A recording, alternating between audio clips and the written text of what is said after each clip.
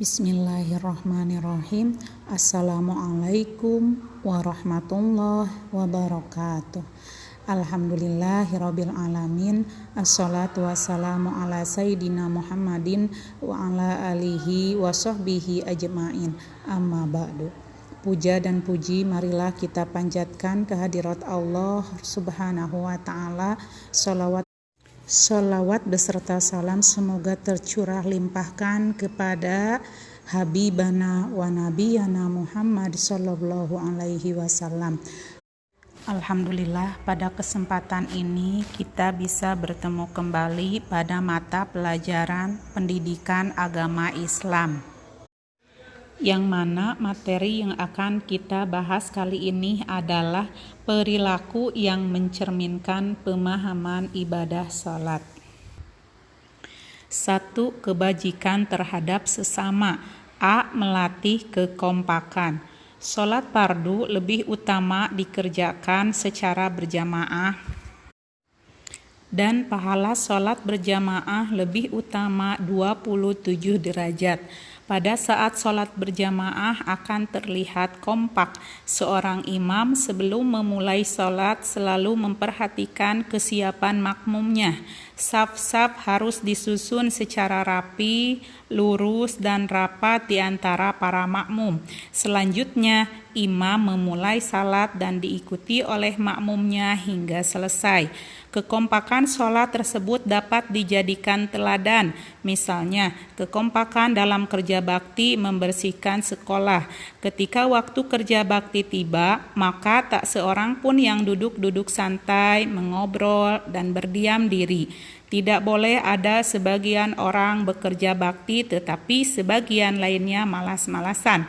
Semua harus saling bahu-membahu agar tugas kerja bakti selesai dengan baik. B. Mematuhi perintah ketua kelompok. Dalam salat berjamaah, imam selalu diikuti oleh makmumnya. Takbir, ruku, sujud, tasyahud, dan gerakan imam lainnya selalu dipatuhi makmumnya. Makmum tidak boleh mendahului gerakan imamnya. Pelaksanaan sholat berjamaah dapat dijadikan teladan. Imam sholat sama dengan ketua kelompok. Perilaku ketua kelompok harus benar dan baik agar dapat diikuti oleh anggotanya. Anggota kelompok harus patuh kepada ketuanya. C. Tidak marah bila dinasihati. Imam sholat harus mau diberitahu kesalahannya. Makmum sholat juga harus mau dan berani memberitahu kesalahan imamnya. Ketika gerakan imam salah, makmum berucap subhanallah. Ketika bacaan imam salah atau lupa, makmum harus membetulkannya. Semua tindakan imam dan makmum tersebut hanya untuk kebenaran dan diikhlaskan karena Allah semata. Begitu pula ketika bekerja atau bermain bersama, kita tidak boleh gampang marah, kita harus saling menasihati. Semua itu dilakukan untuk kebenaran dan karena Allah semata. D. Suka mengirimkan salam dan mendoakan teman. Setiap sholat selalu diakhiri dengan ucapan salam. Salam adalah ucapan untuk keselamatan, kerahmatan, dan keberkahan bagi orang lain. Dengan demikian, salat mengajarkan kita untuk saling memberikan salam sesama teman. Apalagi salam juga bisa bermanfaat untuk mendoakan teman. Dengan saling memberikan salam mendoakan, kamu akan bertambah akrab dengan teman-teman. E. Menepati janji. Orang yang terbiasa salat di awal waktu akan pandai mengatur waktu. Ia tidak suka menunda-nunda waktu sholatnya. Sepertinya ia sudah punya janji kepada Allah untuk menjumpainya pada awal waktu sholat. Dengan demikian, orang yang terbiasa sholat tepat waktu akan selalu menepati janji-janjinya kepada sesamanya. F. Memupuk rasa solidaritas.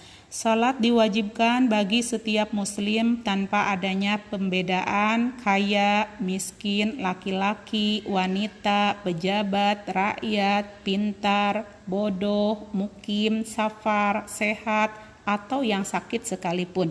Bahkan tidak ada pembedaan atau penghususan saf-saf sholat di dalam masjid. Bagi yang datang duluan boleh menempati saf-saf terdepan. Ajaran sholat yang demikian itu dapat memupuk rasa solidaritas, semua jamaah menyatu dalam perasaan dan hati dan juga pikiran yang sama.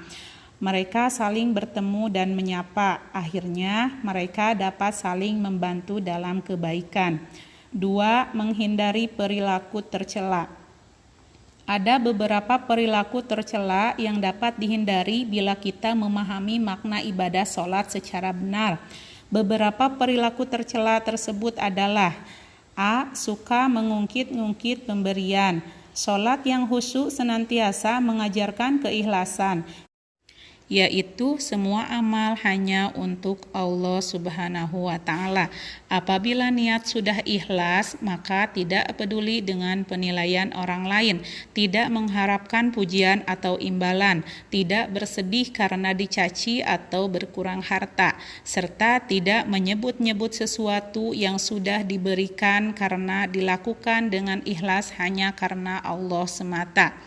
B. Suka meremehkan teman. Salat mengajarkan kita untuk mengagungkan Allah dan merendahkan diri di hadapannya. Salat yang khusyuk akan menyadarkan betapa kecilnya diri kita.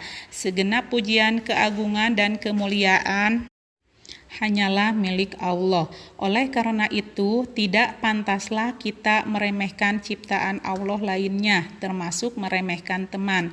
C. Ingin menang sendiri. Siapa yang datang lebih dahulu di masjid, maka ia berhak menempati saf salat terdepan atau yang ia inginkan.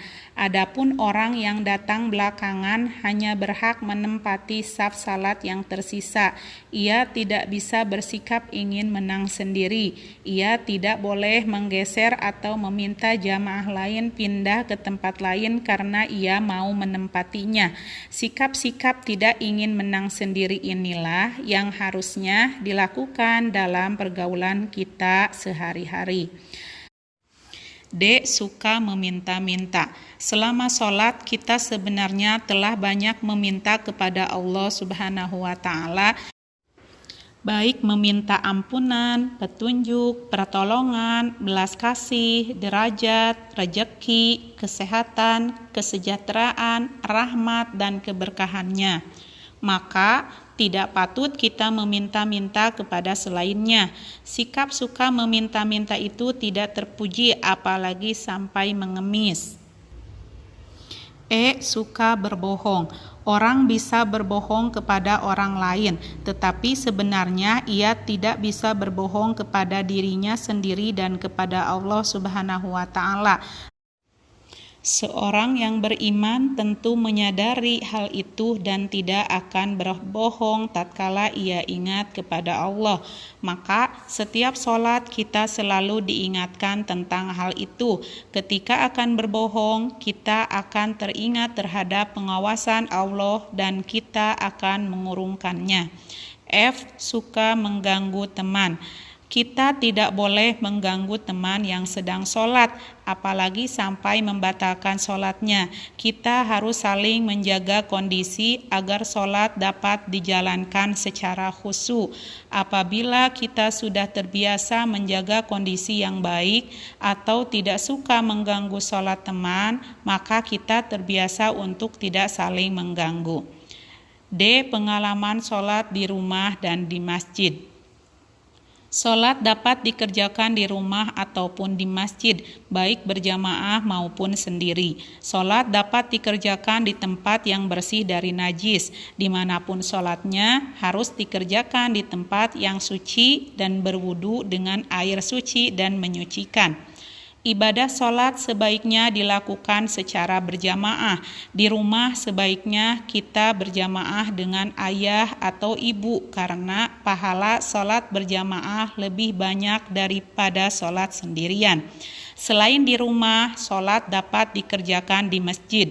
Orang yang senantiasa sholat di masjid akan mendapatkan keutamaan dari Allah Subhanahu wa Ta'ala.